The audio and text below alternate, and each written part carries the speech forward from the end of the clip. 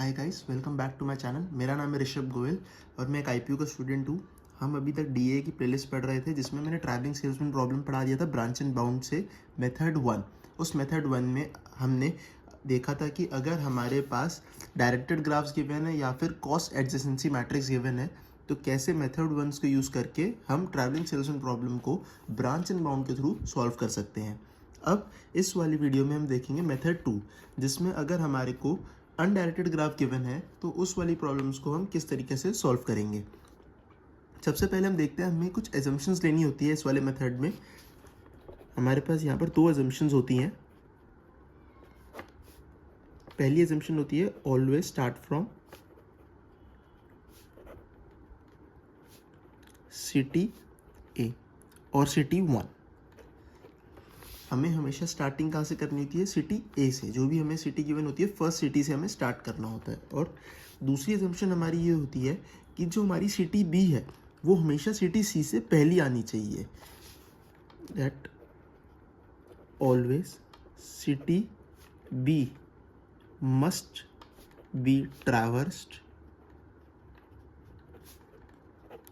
Before city सी।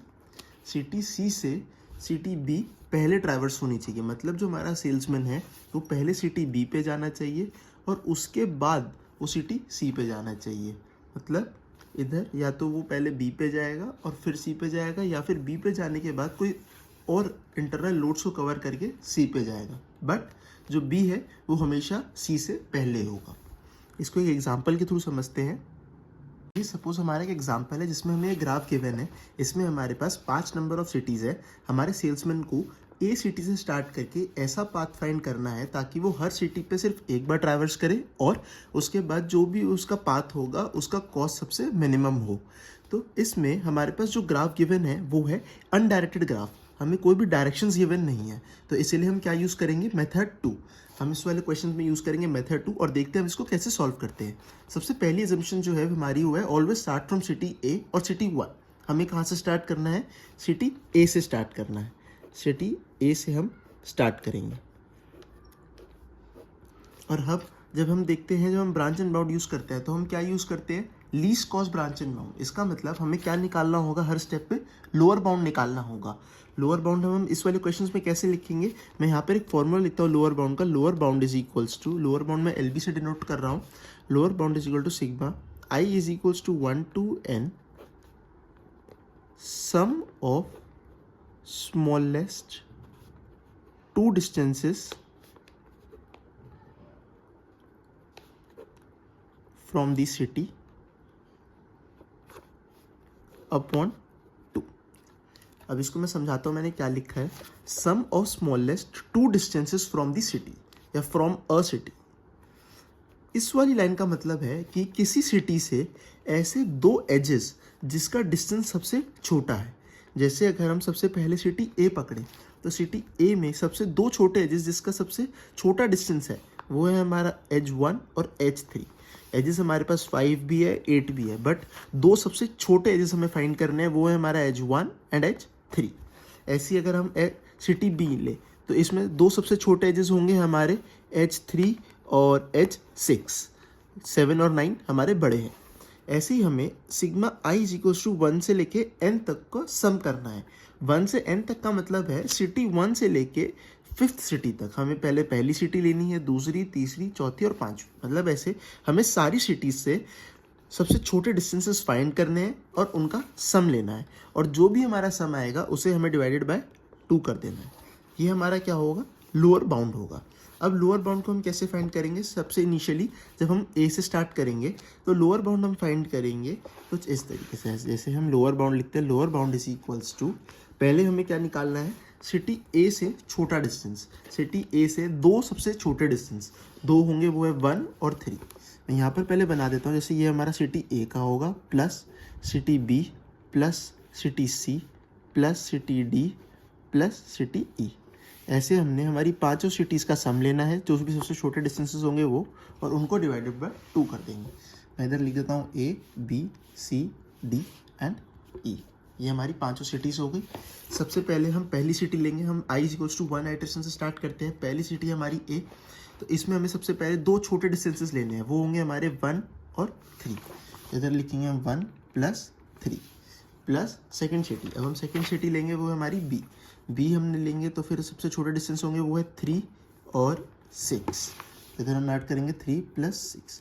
Third city हमने suppose C ली है तो उसका डिस्टेंस सबसे छोटा होगा 1 और 2, 1 + 2। सिमिलरली डी और ई के लिए हम निकालेंगे, डी के लिए सबसे छोटे डिस्टेंस होंगे 3 और 4 और ई के लिए होंगे 2 और 3। इसमें हम ऐड करेंगे 3 + 4 एंड 2 + 3। अब इस वाली इक्वेशन को हम सॉल्व करेंगे तो हमारे पास लोअर बाउंड की वैल्यू आएगी 40। तो हम यहाँ पर लिख देंगे इनिशियली जब हमने स्टार्ट करा था तब हमारी लोअर बाउंड की वैल्यू थी 40। अब हम जब और आगे जाएंगे, हम ए सिटी से हमारा जो सेल्समैन है वो या तो बी पे जा सकता है या सी पे या डी पे या ई पे। तो ऐसे हम हमारे चारों स्टेट्स बना लेंगे। सपोज हो जाएगा ए टू बी, ए को जा सकता है ए टू सी, ए को जा सकता है ए टू डी एंड ऐसे ही ए टू ई। ऐसे उसके पास 4 पाथ होंगे जो वो यूज़ कर सकता है।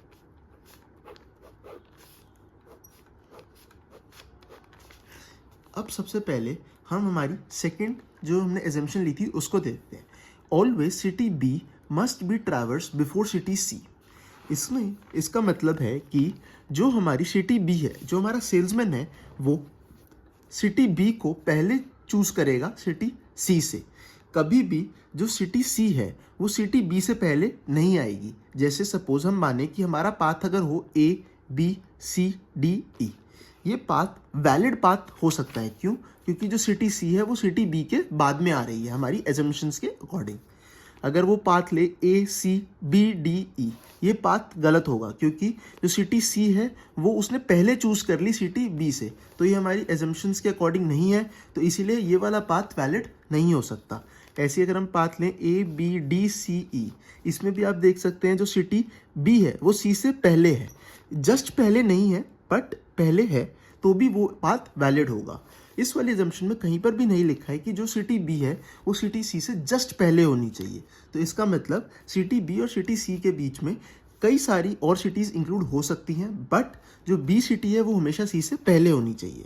तो इसीलिए अगर हम यहाँ पर देखें ए से सी, अगर हमारा जो सेल्समैन है वो सिटी ए से सिटी सी पे चला गया पहले, तो ये हमारी एक वैलिड नोड नहीं होगी। इसका मतलब इस वाले पाथ को वो फॉलो नहीं करेगा। क्यों? क्योंकि यहाँ पर जो हमारी एजम्पशंस है वो ट्रू नहीं हो रही। वो सिटी बी को ट्रैवर्स करने से पहले सिटी सी पे नहीं जा सकता, तो इसीलिए ये वाली पाथ इंक्लूड नहीं हो सकती। हम बाकी बची पाथ देखते हैं, वो है A to B, A to D और ए टू ई। ये इसमें अभी कोई भी बी और सी का इंक्लूजन नहीं हुआ है, तो इसका मतलब अभी तक ये पाथ वैलिड है। और ए टू बी, इसमें अभी बी पहले आ चुका है सी से, तो इसका मतलब ये वाला पाथ भी वैलिड होगा। अब इन तीनों पाथ पे हमें क्या निकालना होगा? Lower bound. अब हम इन तीनों पाथ में निकालेंगे लोअर बाउंड। अब देखते हैं कि इस वाले पाथ का लोअर बाउंड हम कैसे निकालेंगे। सपोज हमारा सेल्समैन गया ए टू बी, तो उसका लोअर बाउंड कैसे निकालेंगे? लोअर बाउंड निकालने के लिए सबसे पहले आप सभी पाथ के लिए ब्रैकेट्स बना लें हर नोड के लिए। जैसे ये ए के लिए है, ये बी, ये सी, ये डी और ये ई, और इन सब का हमें क्या लेना है? Sigma whole divided by 2। अब हम जा रहे हैं A to B. A to B का मतलब है जो भी ए टू बी का जो एज है वो हमें हमारे लोअर बाउंड में इंक्लूड करना होगा। जैसे हमारे पास यहाँ पर पाथ है 3, तो इसका मतलब हमें हमारे वर्टेक्स ए और वर्टेक्स बी में जो पाथ 3 है उसे नेसेसरीली इंक्लूड करना होगा। अगर हम छोटा डिस्टेंस देखें ए से, वो है 1 और 3, तो इसमें हमें 3 भी इंक्लूड करना होगा। ए हमारा 3 और बी भी 3। ए टू बी हम जा रहे हैं, तो ए टू बी में जो भी हमारा पाथ इंक्लूड होगा वो है एज 3, वो हमें हमारे वर्टेक्स ए में भी और वर्टेक्स बी में भी इंक्लूड करना होगा नेसेसरली।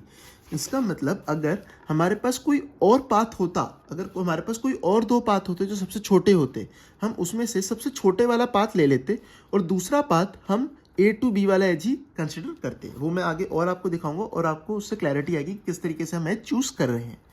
अब ए में बचा एक और एज, हमें 2 सबसे छोटे एज चूज़ करने थे, तो ए में एज हम चूज़ कर लेंगे बचा हुआ 1। बी में हम दूसरा एज चूज़ करना है, वो हो सकता है हमारा सबसे छोटा एज कौन सा बचा हुआ होगा, वो होगा 6, 6, 7, 9 में सबसे छोटा एज है 6। और सी डी ई में हम नॉर्मली जैसे पहले चूज़ करा था वैसे ही सबसे छोटा एज चूज़ करेंगे। सी के लिए हमारे पास है 1 2, ई के लिए 2 3 और डी के लिए 3 and 4। यहाँ पर मैं लिख देता हूँ 1 + 2, 3 + 4 एंड 2 + 3। अब हम इसकी वैल्यू निकालेंगे लोअर बाउंड की, उसकी वैल्यू हमारे पास आएगी दैट इज़ 16। उसकी वैल्यू हमारे पास 16 आएगी। यहाँ पर हम इसको लिख देते हैं 16। अब हम निकालते हैं ए टू ई, सॉरी यहाँ पर नहीं है 16, इसकी वैल्यू सॉरी आएगी 40। यहाँ पर 16 नहीं, इसकी वैल्यू है 40। ए टू डी, अब हम देखते हैं A to D. A to D की लोअर बाउंड की वैल्यू हम निकालते हैं। हम सबसे पहले जो भी वर्टेक्स हैं उनको बना लेंगे, ए के लिए, बी के लिए, सी के लिए, डी के लिए एंड ई के लिए। अब इधर आपको और क्लैरिटी आएगी, जब हम ए टू डी जा रहे हैं तो जो ए टू डी वाला पाथ है उसका जो भी एज है उसे हमें हमारे लोअर बाउंड में इंक्लूड नेसेसरीली करना है, वो इम्पॉर्टेंट है हमें इंक्लूड करना। तो जो भी हमारा ए है और ये हमारा डी है, ए और डी में एक एज जो हम इंक्लूड करेंगे सबसे छोटी, वो हमारी होगी ए टू डी वाली एज, मतलब एज 5। यहाँ पर हम इंक्लूड करेंगे, एक एज हमने इंक्लूड कर ली, एज 5। अब बाकी बची हुई हमारी जो भी सबसे छोटी पाथ होगी हमें वो इंक्लूड करनी है एज इट इज़। जैसे ए में आप देख सकते हैं हमारी सबसे छोटी एज थी तो 1 और 3, बट हमें 5 इंक्लूड करना नेसेसरी था, तो हमने एक 5 इंक्लूड करी और बाकी एजेस में से सबसे छोटी एज जो भी थी वो चूज़ कर ली, वो थी हमारी एज 1। ऐसे ही डी में 5 इंक्लूड करना नेसेसरी था, इसलिए हमने वो इंक्लूड करी और बाकी बची एजेस में जो भी सबसे छोटी थी वो थी एज 3, उसे इंक्लूड कर लिया। इंडिविजुअली देखें तो हमारे पास जी के लिए सबसे छोटी एज बनती थी 3 और 4, तो हम उसे इंक्लूड करना चाहिए था, बट हम ए टू डी वाला पाथ चूज़ कर रहे हैं तो इसीलिए जो ये वाली एज है वो इंक्लूड करना सबसे पहले ज़रूरी है, तो हमने पहले उसे इंक्लूड करा और फिर जो भी सबसे छोटी एज थी वो हमने ले ली। बाकी बची एजेस के लिए हमें कोई भी एज इंक्लूड करना नेसेसरी नहीं है। बाकी बची वर्टेक्स में हम एज इट इज़ जो हमने स्टार्टिंग में वर्टेक्स ली थी, स्टार्टिंग में एजेस ली थी, उसे ही ले लेंगे। जैसे हमने स्टार्टिंग में बी के लिए कौन सी ली थी, 3 और 6, जो भी हमारी सबसे दो छोटी एजेस होंगी हम उसे एज इट इज़ ले लेंगे।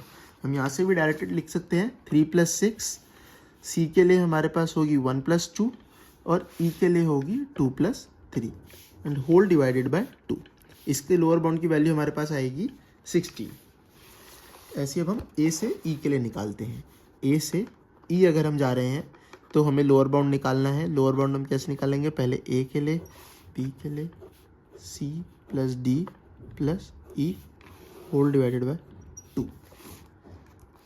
हमें कौन सा एज इंक्लूड करना है अब, ए से ई। अब हमें ए से ई वाला एज इंक्लूड करना है, मतलब वर्टेक्स ए और वर्टेक्स ई में हमें एज 8 पहले से लिख लेना है।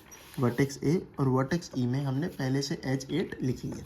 अब हम बाकी बचे हुए छोटे एजेस फाइंड करेंगे। वर्टेक्स ए में वो है 1, ई में सबसे छोटा है अब बचा हुआ हमारे पास 2, तो यहाँ पर हमने ऐड करा 2। बी सी डी के लिए जो भी सबसे दो छोटे एजेस थे हमें वो एज इट इज़ ले लेने हैं। बी के लिए हमारे पास है 3 + 6, सी के लिए 1 + 2 और डी के लिए 3 + 4। इसकी वैल्यू आएगी 16। अब हमने ए से सारे पॉसिबल कॉम्बिनेशंस देख लिए हैं और उनका लोअर बाउंड हमने फाइंड कर लिया है।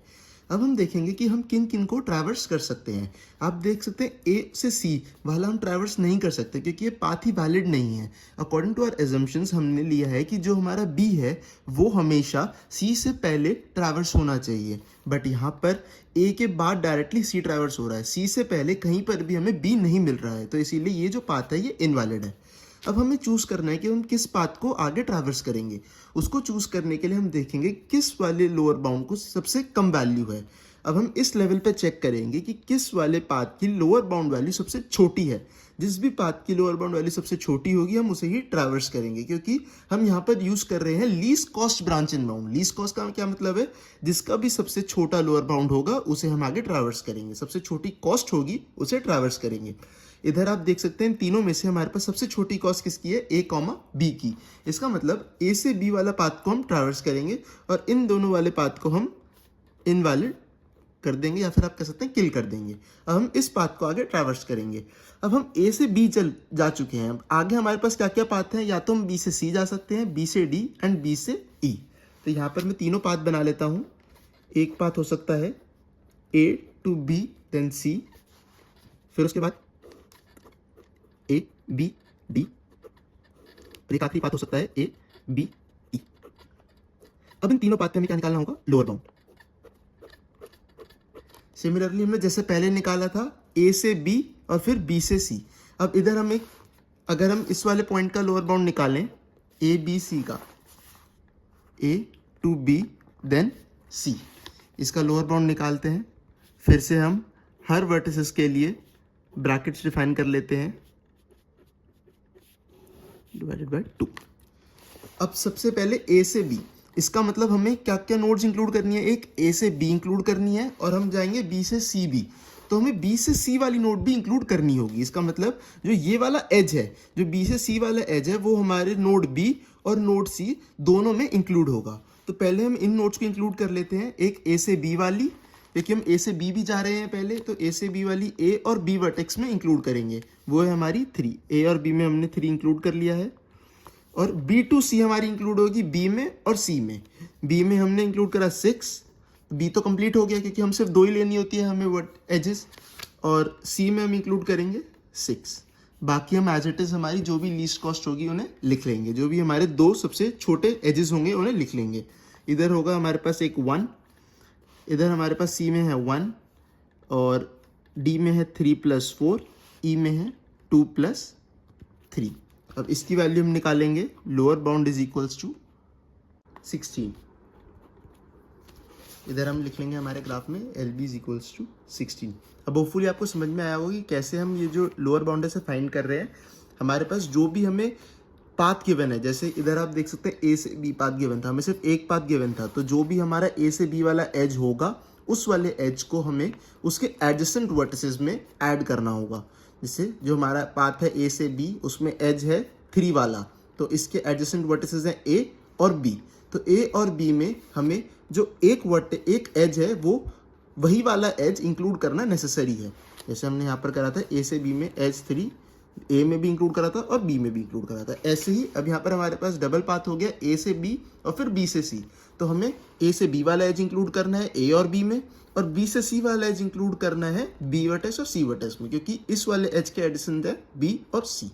इसी तरीके से हमने यहाँ पर उसको ऐड करा, और बाकी बचे हुए एजेस हमने वैसे लिए कि हमारे जो भी सबसे मिनिमम कॉस्ट वाले एज थे हमने वो सिलेक्ट कर लिए और उन्हें हमने ऐड कर दिया, और एल बी हमने फाइंड कर लिया। सिमिलरली अब इन दोनों का एल बी निकाल लेंगे। मैं इनका एल बी डायरेक्ट लिख देता हूँ। L B is equals to, इस वाले का एल बी आएगा हमारे पास 16 और इसका आएगा 19। तो ये हमने इसके पहले से एल बी निकाल रखे हैं। प्रोसेस सेम रहेगा इनका भी निकालने का, जैसे ए से B and then B to D. B से डी वाला हम जो भी एज होगा उसे बी वर्टेक्स और डी वर्टेक्स में ऐड कर देंगे, और उससे बाकी बचे हुए जो भी छोटे एजेस होंगे उनको लिख लेंगे। अब हम देखते हैं कि इस वाले लेवल में सबसे छोटी कॉस्ट, सबसे लोअर बाउंड किसका है, सबसे छोटा लोअर बाउंड किसका है। तो इन तीनों में से सबसे छोटा लोअर बाउंड आएगा हमारे पास वैल्यू 16 का। तो इसमें 16 अब हमारे पास 2 पाथ में आ रहा है। इस वाले को हम किल कर सकते हैं क्योंकि इसका लोअर बाउंड सबसे ज़्यादा है, 19 का तो 16 से ज़्यादा है, तो इस वाले को हम किल कर सकते हैं। बट अब इधर हमारे पास 2 पाथ आ रहे हैं, तो अब हमें इन दोनों को ट्रैवर्स करना पड़ेगा, क्योंकि इन दोनों में हमारी जो एजम्पशंस है वो भी ट्रू है और जो लीस्ट कॉस्ट है वो सेम है। इसीलिए हमारे पास अभी इस पॉइंट पे ऐसा कोई भी रीज़न नहीं मिल पा रहा है कि हमें इन किसी एक नोड को किल कर पाए। तो इसीलिए हमें इन दोनों नोड्स को ही ट्रैवर्स करना होगा। अब इसमें आप देख सकते हैं, अगर हम जाएं ए से बी फिर सी, तो हमारे पास अब पाथ बचेंगे या तो डी या फिर ई। और अगर हम ए बी डी जाएं तो हमारे पास पाथ बचेंगे या तो सी या फिर ई। तो हम आगे इनके 2 पाथ्स बना लेते हैं। इसका पाथ बन सकता है यहाँ पर ए बी सी और एक है डी। अगला अगर हम डी पे चले जाएं तो अब देख सकते हैं, अगर वो डी पे चला गया तो डी के बाद उसके बाद आखिरी एक ही पाथ बचेगा, वो है ई, और फिर ई के बाद उसे वापस रिटर्न जाना पड़ेगा ए। उसके अलावा उसके पास कोई और पाथ बच नहीं सकता, तो हम यहाँ पर डायरेक्ट लिख सकते हैं डी फिर ई और फिर ए। एक पाथ तो उसके पास ये हो गया, एक पाथ उसके पास हो सकता है ए बी सी। अब वो डी की बजाय ई पे चला जाए, तो यहाँ पर वो लीजिए ई। अगर वो ई पे चला गया तो उसके बाद अब एक ही वर्टेक्स बचा सी, तो अगला वो किस पे जाएगा, सॉरी सी नहीं डी। अगला उसके पास वर्टेक्स बचा डी और फिर वापस रिटर्न कर जाएगा ए पे। तो ये 2 पाथ उसके पास बचे होंगे इस पॉइंट पे। ऐसे यहाँ पर हम देख सकते हैं यहाँ पर मैं यहाँ बना लेता हूँ A B D। अगर वो सपोज C पे चला गया, A B D, फिर वो C पे चला गया तो उसके बाद आखिरी नोड बचेगा E और फिर रिटर्न A। इससे क्या है, हमारा जो नंबर ऑफ ट्रांजैक्शंस हैं वो छोटे हो चुके हैं, क्योंकि आप पता है C के बाद अगर मैं फिर वापस E का बनाऊंगा फिर A का बनाऊंगा, पाथ उसके पास एक ही रहेगा, कोई और उसके पास चॉइस रहेगी नहीं इस पॉइंट पे C के बाद। तो इसके लिए हमने उसे एक में ही ऐड कर दिया। और नेक्स्ट पाथ हो सकता है उसके पास A B D और फिर D के बाद वो E चूज़ कर ले। E चूज़ कर लिया तो उसके पास सिर्फ एक ही चॉइस बचेगी C, और C के बाद वापस return to the starting position that is A। अब हम इन चारों पॉइंट पे लोअर बाउंड फाइंड करेंगे। मैं एक का आपको करके दिखा देता हूँ और फिर बाकी का मैं एज इट इज लिख दूंगा। अब सबसे पहले हम लोअर बाउंड फाइंड करते हैं A B C D E A। इसका मतलब पहले हम A से B गए, B से C, C से D, D से E एंड देन E से A रिटर्न। यहाँ मैं लिख देता हूँ A B C D E A। अब इसका मतलब हमें कौन कौन से एजेस इंक्लूड करने हैं, A से B वाला, B से C, C से D, D से E एंड E से A। तो उसकी लोअर बाउंड की वैल्यू हम लिख लेते हैं B C D and E। अब सबसे पहले हम देखते हैं A से B। A से B वाला एज हमें इंक्लूड करना है, और किस में, A में और B में। तो उसे हम इंक्लूड कर लेते हैं पहले 3 3। पहले हमें जो भी पाथ है उनके जो भी एज है जो हमें नेसेसरली ऐड करने हैं, पहले हम उन सबको हमारे ब्रैकेट्स में लिख लेंगे, और फिर उसके बाद हम जो भी पॉइंट्स बचे होंगे उनके लिए जो सबसे छोटी वैल्यू है, सबसे छोटा एज है वो फाइंड करके उसमें ऐड कर देंगे। अब हम अगला पाथ देखते हैं B to C। B to C वाला एज हमें ऐड करना है, वो है 6 वाला एज। हमें B में ऐड करना है और C में ऐड करना है। B में हमने 6 वाला एज ऐड कर दिया और C में हमने 6 वाला एज ऐड कर दिया। B तो हमारा कंप्लीट हो चुका है, और बाकी हम देखते हैं C से D। C से D वाला एज हमें ऐड करना है, वो है 4 C और D में।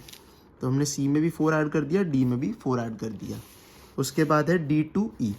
D to E है हमारा 3 वाला एज, वो E और D में ऐड हो जाएगा 3 एंड 3। उसके बाद E से A, वो E से A भी जाएगा, वापस जाएगा अपनी स्टार्टिंग पोजीशन में। ट्रैवलिंग सेल्समैन प्रॉब्लम यही कहती है कि वो आखिरी पॉइंट से वापस अपनी स्टार्टिंग पोजीशन पे भी जाए। तो E से A अगर वो जाएगा तो वो ये वाला पाथ यूज़ करेगा। इसका कॉस्ट है 8, और A और E में 8 ऐड हो जाएगा। तो आप देख सकते हैं हमारे पास सबके जो भी 2 एजेस हैं वो कंप्लीट हो चुके हैं। अब हम इसकी लोअर बाउंड की वैल्यू निकाल लेते हैं। इसकी लोअर बाउंड की वैल्यू हमारे पास आएगी 24। ऐसे ही हम बाकी बचे हुए इन सभी पाथ्स की वैल्यूज फाइंड कर सकते हैं। Lower bound is equals to 24, lower bound is equals to 19। मैं इन सबका लोअर बाउंड डायरेक्टली लिख देता हूँ। इसका 24 है और इसका 16 है। आप देख सकते हैं हमने हर लीफ नोड पे हमारा पूरा पाथ कंप्लीट हो चुका है। अब हमारे पास और भी आगे कोई पाथ फॉर्म नहीं हो सकता। अब हमें इन्हीं पाथ्स में से अपने सबसे बेस्ट ऑप्टिमल पाथ फाइंड करना है। तो इसमें से हमारा सबसे बेस्ट ऑप्टिमल पाथ कौन सा होगा, वो होगा जिसकी सबसे छोटा लोअर बाउंड होगा या फिर सबसे लीस्ट कॉस्ट होगी। वो है हमारा पाथ जिसका लोअर बाउंड है 16। तो ये पाथ हुआ हमारा सबसे लीस्ट कॉस्ट पाथ। तो पाथ है हमारा A to B, B to D, then E, फिर C और A। तो इसका मतलब ये वाला पाथ हमारा सबसे छोटा पाथ होगा जिसकी सबसे छोटी कॉस्ट होगी। और अब हम इसकी कॉस्ट निकालते हैं। कॉस्ट हमें क्या मिली है, वो है 16। तो इसका मतलब इसकी कॉस्ट क्या होगी, 16 होगी। आप देख सकते हैं जो हमें लोअर बाउंड की वैल्यू मिली यही हमारी लेंथ ऑफ पाथ है। आप उसको रीचेक भी कर सकते हैं। कैसे, अगर हम इस पाथ के थ्रू जाएं और हमारी जो भी कॉस्ट गिवन है ग्राफ में उन सबको ऐड करें तो हम वैल्यू चेक कर सकते हैं। A से B की वैल्यू है, A से B की वैल्यू है 3, प्लस B से D की वैल्यू है 7, प्लस D से E की वैल्यू है 3, E से C की वैल्यू है हमारे पास 2, और C से A की वापस वैल्यू है 1। इन सबको हम ऐड करेंगे 6, 7, 14, इसकी वैल्यू आएगी हमारे पास 16। तो ये है हमारी कॉस्ट जो हमारे सेल्समैन को लगी है फर्स्ट नोट से स्टार्ट करने पे सारी सिटीज़ को ट्रैवर्स करने के बाद वापस फर्स्ट नोड पे पहुंचने के लिए जो भी उसने सबसे छोटा पाथ फाइंड करा होगा वो है ये वाला पाथ, और जो उस पाथ में उसे सबसे कम कॉस्ट लगी होगी वो है ये वाली कॉस्ट। तो इस तरीके से हमें ट्रैवलिंग सेल्समैन प्रॉब्लम सॉल्व करना था यूजिंग ब्रांच एंड बाउंड। और ये मेथड हम तभी यूज़ कर सकते हैं जब हमें अनडायरेक्टेड ग्राफ गिवन हो। ये पॉइंट बहुत इंपॉर्टेंट है कि अगर हमें अनडायरेक्टेड ग्राफ गिवन हो तो हमें मेथड 2 यूज़ करना है, और अगर हमारे पास डायरेक्टेड ग्राफ गिवन हो या फिर कॉस्ट एडजस्टमेंट मैट्रिक्स गिवन हो तो हमें मेथड 1 यूज़ करना है। तो इतना ही था इस वीडियो के लिए। अगर आपको मेरी वीडियोस अच्छी लगी हो तो अपने फ्रेंड्स के साथ ज़रूर शेयर करें, और मेरे चैनल को लाइक करें, सब्सक्राइब करें, ताकि आपको नोटिफिकेशंस मिलती रहे मैं जो भी वीडियोस अपलोड करूं। अगर आपको कोई भी डाउट हो तो नीचे कमेंट सेक्शन में आप लिख सकते हैं, मैं वहां से जाके उनको सॉल्व कर दूंगा। Thank you, bye.